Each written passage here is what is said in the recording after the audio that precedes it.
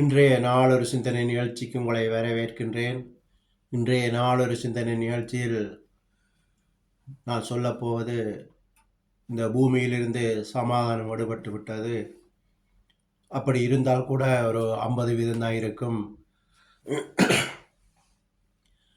ஏனென்று சொன்னால், எந்த நாட்டை பார்த்தாலும் பிரச்சனை, எந்த ஊரை பார்த்தாலும் பிரச்சனை, எந்த வீட்டை பார்த்தாலும் பிரச்சனை. இப்படியாக சனங்கள் சந்தோஷம் சமாதானம் இல்லாத வாழ்க்கை வாழ்கிறார்கள். அப்படி இருந்தால் கூட ஒரு 50% தான் இருக்கும். அதுவும் இந்த வருஷ கடைசியோடு அதுவும் போய்விடும். அடுத்த வருஷம் ஜனங்கள் பஞ்சத்தினாலும் கொள்ளை நோயினாலும் துன்பங்களை அனுபவிப்பார்கள். நான் ஏற்கனவே ஒரு வீடியோ போட்டேன் 6-7 மாதத்துக்கு முதல்.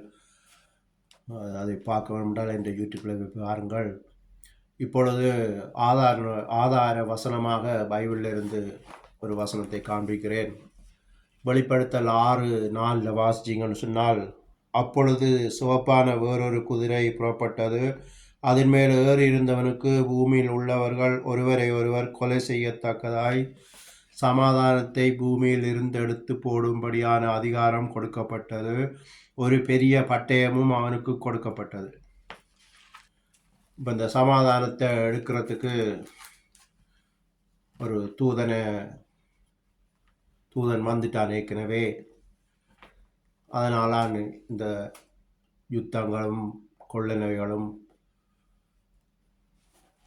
சண்டைகளும் இப்படியாக இந்த உலகத்தில் நடந்து கொண்டிருக்கின்றது.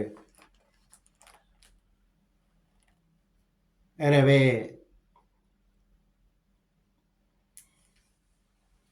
நீங்கள் சமாதானத்தை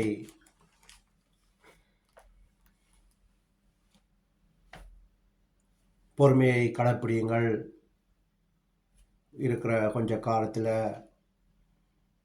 சந்தோஷமாக வாழ முயற்சி செய்யுங்கள். யார் என்ன சொன்னாலும் பொறுமையாக இருக்க வாழ கற்றுக்கொள்ளுங்கள்.